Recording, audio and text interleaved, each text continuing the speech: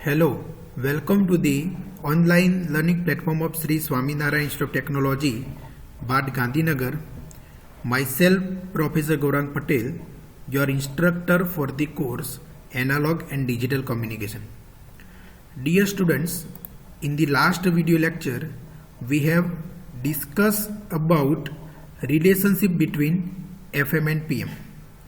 It means if we have frequency modulator, then using FM we can generate PM, as well as if we have the phase modulator, then using PM we can also generate FM. So here you can see in this block diagram we have phase modulator, correct, and using this phase modulator we can generate the FM signal, correct. So what we have to do for that? For that, if we first pass this modulating signal x of t through the integrator, then integrated version of modulating signal is applied to the phase modulator and we will get the FM signal. मतलब अगर आपके पास phase modulator है और अगर आपको FM signal generate करना है, frequency modulated wave generate करना है, तो आपको मॉड्यूलेटिंग सिग्नल को डायरेक्टली अप्लाई नहीं करना है. अगर आप डायरेक्टली अप्लाई करेंगे, प्योर मॉड्यूलेटिंग सिग्नल डायरेक्टली आप अप्लाई करेंगे तो आपको पीएम मिलेगा, फेज मॉड्यूलेटेड सिग्नल मिलेगा. लेकिन आप उसको इंटीग्रेटर थ्रू पास करके आप मॉड्यूलेटिंग सिग्नल को अप्लाई करेंगे फेज मॉड्यूलेटर को, तो आपको एफएम सिग्नल मिलेगा. क्लियर? ओके.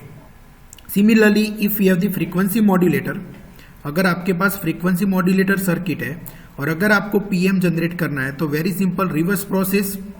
अगर मैं यहाँ पे मॉड्यूलेटिंग सिग्नल डायरेक्टली अप्लाई करूँ फ्रीक्वेंसी मॉड्यूलेटर को तो मुझे एफएम सिग्नल देगा, वो मुझे एफएम सिग्नल मिलेगा. लेकिन अगर मैं मेरे मॉड्यूलेटिंग सिग्नल को differentiator through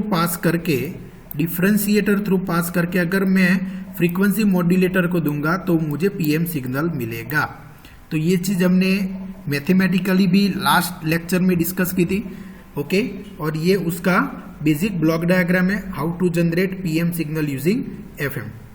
we have also started our discussion on generation of FM signal. मतलब अगर मुझे फ्रीक्वेंसी मॉड्यूलेटेड वेव जनरेट करना है, then what are the different methods for generation of FM. So basically as we discussed in the last class, there are two main methods for generation of FM. One is the direct methods and another is the indirect method. तो बच्चों ये direct method and indirect method के बीच में क्या difference है? तो indirect method मतलब आपको पता चल रहा है, नाम से पता चलता है कि हम डायरेक्टली कोई भी सर्किट एफएम सिग्नल जनरेट नहीं करेंगे, लेकिन हम पहले फेज मॉड्यूलेटेड और फेज मॉड्यूलेटर का यूज करके इसमें हम एफएम सिग्नल जनरेट करेंगे. मतलब using phase modulator we will generate the FM. Okay, directly FM modulator FM signal को जनरेट नहीं करेगा, लेकिन by use of this phase modulator we will generate the FM signal. That is the indirect method and one of the popular indirect method is the Armstrong method. Okay, ये बहुत ही important question है जो हम discuss करेंगे, don't worry. Okay, इसके मतलब ये method को हम एक सेपरेट लेक्चर में डिस्कस करेंगे. पूरा एक लेक्चर हम सिर्फ आर्मस्ट्रॉन्ग मेथड पे ही फोकस करेंगे. अब डायरेक्ट मेथड की बात करूं तो बच्चों डायरेक्ट मेथड में क्या है कि ऑसिलेटर का कंसेप्ट का यूज करके by use of oscillator we will generate the FM signal. मतलब हमारे पास एक ऑसिलेटर होगा और ऑसिलेटर जो सिग्नल जनरेट कर रहा है उसकी फ्रीक्वेंसी अगर हमारा मॉड्यूलेटिंग सिग्नल कंट्रोल करता है तो वो डायरेक्ट मेथड है. तो वो कौन सी बन जाएगी? Direct method. So direct method में कंसेप्ट क्लियर सिंपल है. डायरेक्ट मेथड में कैसे सिग्नल जनरेट होगा? तो आपके पास एक ऑसिलेटर सर्किट होगी. ओके, सिग्नल ऑसिलेटर होगा. तो सपोज मान लो कि ये मेरा ऑसिलेटर है, साइनोसॉइडल ऑसिलेटर लेट से मान लो, और उसका आउटपुट जो सिग्नल जनरेट हो रहा है उसकी सिर्फ फ्रीक्वेंसी, आउटपुट सिग्नल जो जनरेट कर रहा है उसकी फ्रीक्वेंसी अगर मॉड्यूलेटिंग सिग्नल के एम्पलीट्यूड के हिसाब से चेंज होती है तो वो मेरा एफएम है. क्योंकि एफएम सिग्नल में क्या होता है, जो आपका जो कैरियर सिग्नल होता है उसकी फ्रीक्वेंसी मॉड्यूलेटिंग सिग्नल के एम्पलीट्यूड के हिसाब से चेंज होती है. तो मान लो कि ये ऑसिलेटर आपका कैरियर सिग्नल जनरेट कर रहा है, मतलब आउटपुट में आपको कैरियर सिग्नल मिल रहा है. और कैरियर की फ्रीक्वेंसी अगर मॉड्यूलेटिंग सिग्नल के एम्पलीट्यूड के हिसाब से अगर चेंज हो रही है तो वो आपका एफएम सिग्नल बन जाएगा। तो this is the simple working principle of the direct method. Direct method में हमें दो स्पेशल मेथड डिस्कस करनी है, एक reactance modulator, another is the varactor diode modulator. तो लास्ट क्लास में हमने ये रिएक्टेंस मॉड्यूलेटर के बारे में डिस्कस किया था। आज हम वैरेक्टर डायोड मॉड्यूलेटर के बारे में डिस्कशन करेंगे। तो रिएक्टेंस मॉड्यूलेटर में हमने क्या देखा था, तो ये सिंपली वर्किंग प्रिंसिपल है डायरेक्ट मेथड का।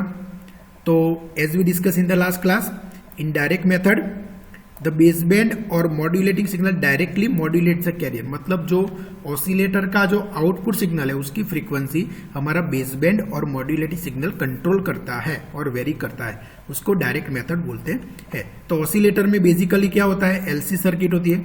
Okay, so as you can see oscillator में एलसी सर्किट है, तो ये ऑसिलेटर की टैंक सर्किट भी उसको बोलते हैं। तो कोई भी ऑसिलेटर होगा तो उसमें जो फ्रीक्वेंसी डिटरमाइनिंग सर्किट होती है उसको एलसी सर्किट बोलते हैं या ऑसिलेटर टैंक सर्किट भी बोलते हैं।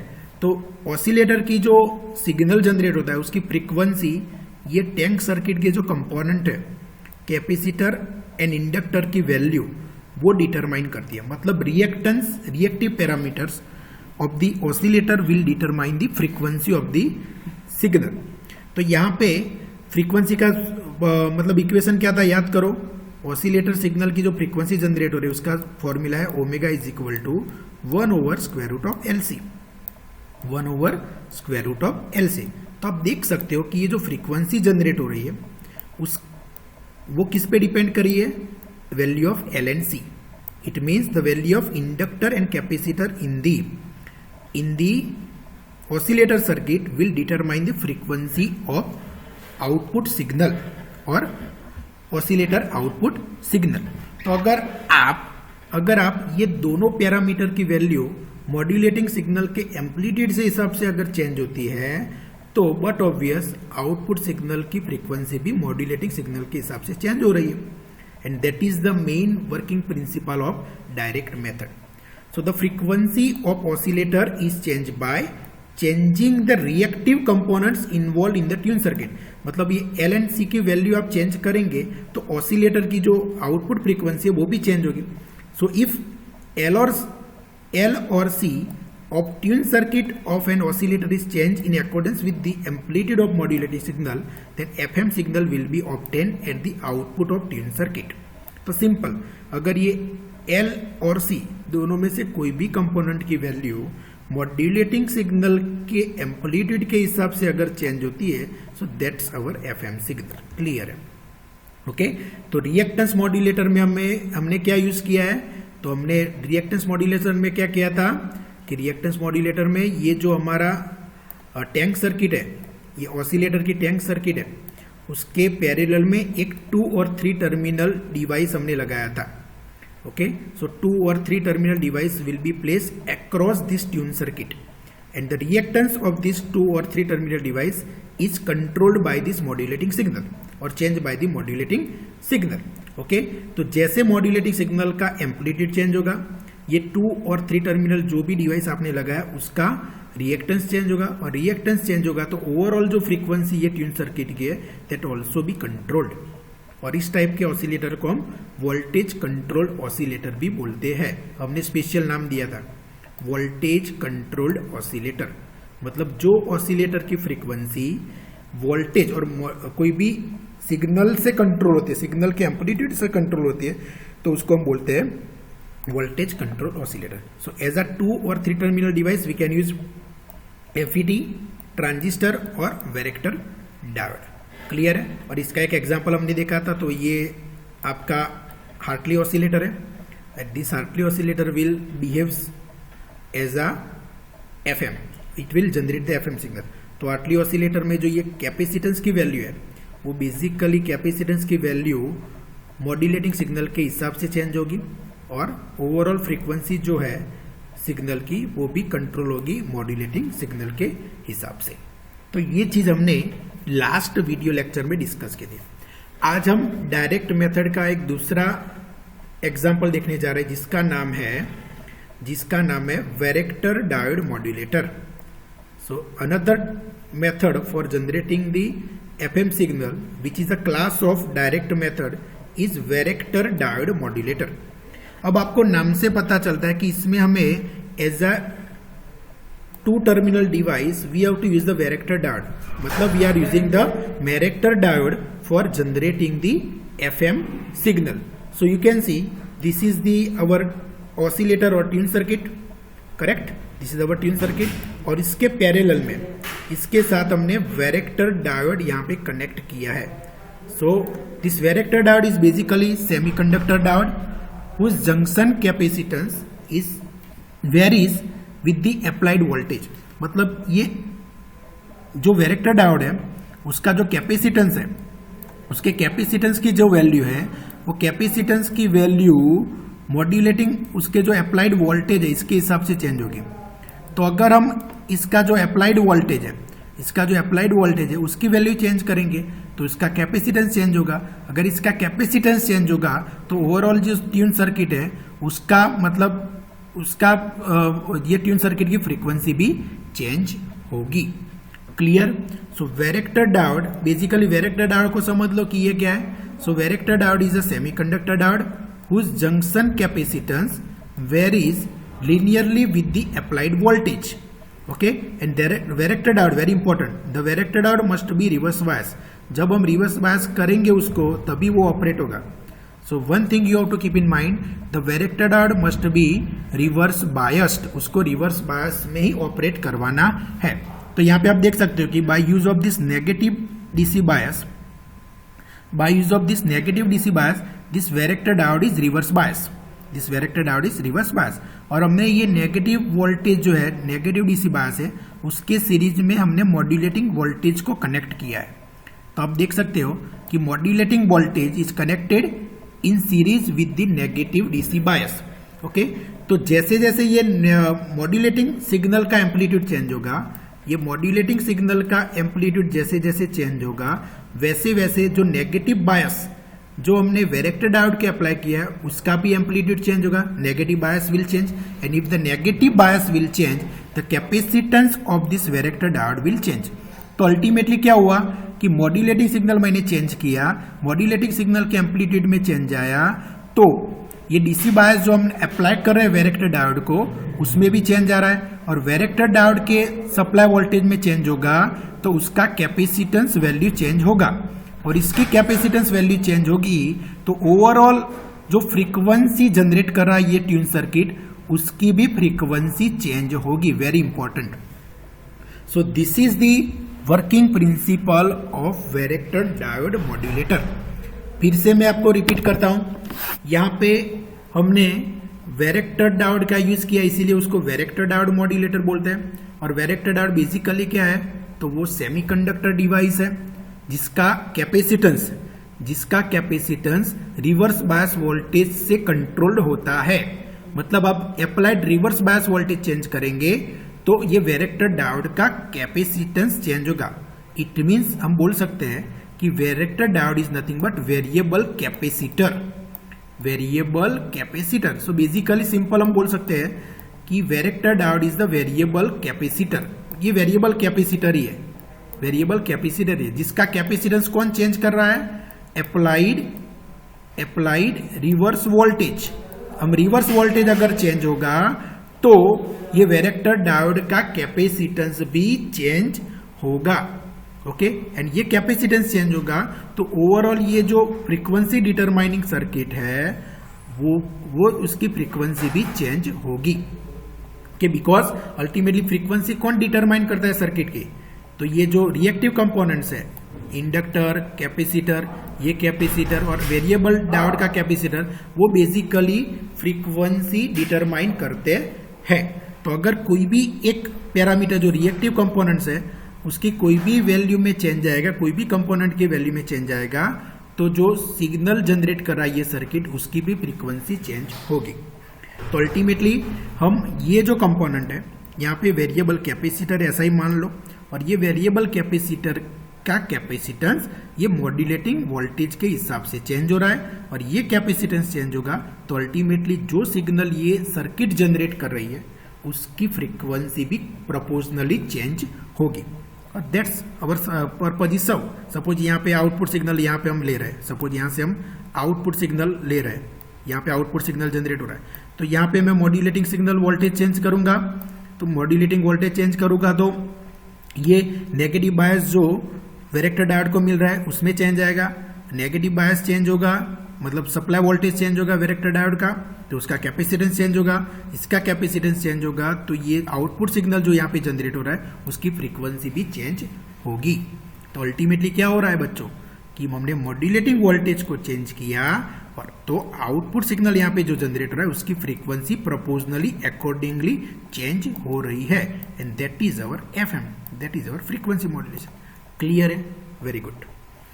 सो the varactor diode is reverse bias using the negative DC source -VB, जो मैंने अभी आपको बताई ये चीज यहाँ पे लिस्टेड है। तो आप देख सकते हो कि ये नेगेटिव बायस का यूज करके हम वेरेक्टर डायोड को रिवर्स बायस कर रहे हैं। The modulating audio frequency voltage appears in series with the negative supply voltage, मतलब हमारा जो मॉड्यूलेटिंग सिग्नल है ऑडियो फ्रीक्वेंसी वोल्टेज उसको हमने नेगेटिव डीसी बायस के सीरीज में कनेक्ट किया है। Hence, the voltage applied across the varactor diode varies in proportion with the modulating voltage, मतलब हमने जो वेरेक्टर डायोड के अक्रॉस में जो वोल्टेज अप्लाई किया है वो मॉड्यूलेटिंग वोल्टेज के हिसाब से चेंज होगा एंड अल्टीमेटली वो क्या करेगा, this will very the junction capacitance of varactor diode, है ना। मतलब अगर ये वोल्टेज चेंज होने से वेरेक्टर डायोड का सप्लाई वोल्टेज चेंज होता है तो वेरेक्टर डायोड का जंक्शन कैपेसिटेंस भी मॉड्यूलेटिंग सिग्नल के हिसाब से चेंज होगा एंड दस the varactor diode appears in parallel with the oscillator tune circuit. और वेरेक्टर डायोड किसके पैरेलल में है, ऑसिलेटर ट्यून सर्किट के पैरेलल में है। Okay, hence the oscillator frequency will change in varactor diode capacitance and FM wave is produce. मतलब मैंने जो आपको बताया इसी तरह मॉड्यूलेटिंग वोल्टेज चेंज होगा, वेरेक्टर डायोड का कैपेसिटेंस चेंज होगा और ये वेरेक्टर डायोड ये ट्यून सर्किट के पैरेलल में है तो अल्टीमेटली ये ट्यून सर्किट की जो सिग्नल जनरेट उसकी फ्रीक्वेंसी भी चेंज होगी and that is our FM signal. यहाँ पे एक और आप कंपोनेंट देख रहे हो जिसका नाम है RFC। RFC stands for radio frequency choke. RFC मतलब radio frequency choke. RFC stands for radio frequency choke. So ये आपका रेडियो फ्रीक्वेंसी चॉक है। अब इसका काम क्या है, तो radio frequency choke will pass negative DC bias and modulating signal to the varactor diode. Okay, मतलब ये negative DC bias plus modulating voltage को वेरेक्टर डायोड तक पास होने देगा, लेकिन इट विल ब्लॉक और it will offer high impedance to at the high oscillator frequency. मतलब high oscillator frequency का जो सिग्नल यहाँ पे जनरेट होगा उसको वो हाई इंपीडेंस ऑफर करेगा, मतलब रेजिस्टेंस ज्यादा ऑफर करेगा। तो अल्टीमेटली क्या होगा कि यहाँ से जो मॉड्यूलेटिंग वोल्टेज है नेगेटिव डीसी बायस है वो इजीली वेरेक्टर डायोड को मिल पाएगा बिकॉज उसको वो लो रेजिस्टेंस मतलब ऑफर कर रहा है। So RFC will offer low resistance to DC bias plus modulating voltage but it offers high impedance और high resistance at the oscillator high oscillator frequency। मतलब हाई ऑसिलेटर फ्रीक्वेंसी वाला जो signal यहाँ पे जनरेट हो रहा है वो ये modulating voltage and DC bias voltage को डिस्टर्ब नहीं करेगा, अल्टीमेटली ये उसको पास नहीं होने देगा। तो अगर ये हाई ऑसिलेटर फ्रीक्वेंसी सिग्नल जो जनरेट हुआ है वो अगर इससे पास नहीं होगा तो यहाँ तक नहीं पहुंचेगा, मतलब modulating voltage as well as negative DC bias voltage will not affected by this high oscillatory frequency signal or high frequency signal generated by this oscillator. It means that this oscillatory circuit is isolated from this modulating voltage or supply voltage by use of this RFC radio frequency choke. तो radio frequency चौक का काम क्या है, तो RFC will connect DC and modulating signal to the verector diode but it offers very high impedance or resistance at high oscillator frequency. Therefore, the oscillator circuit is isolated from the DC bias and modulating signal. मतलब oscillatory circuit जो है ये वाली वो DC bias and modulating voltage से isolated है bye use of this RFC. उसके operation को ये डिस्टर्ब नहीं करेगा। Clear?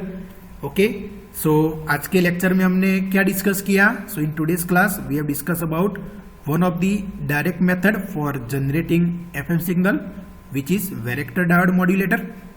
Okay, and how this varactor diode modulator works, that we discuss. Okay, so in the next class we will discuss about very important method for generating this FM signal, which is the indirect method and very popular method for generating FM signal, Armstrong method. और ये method बहुत important है और ये lengthy method है। So we will cover this Armstrong method in our next video lecture. I hope कि आज के लेक्चर में हमने जो भी डिस्कस किया आपको समझ में आ गया होगा। Let's stop here, we will discuss about this Armstrong method in our next video lecture. Thank you very much.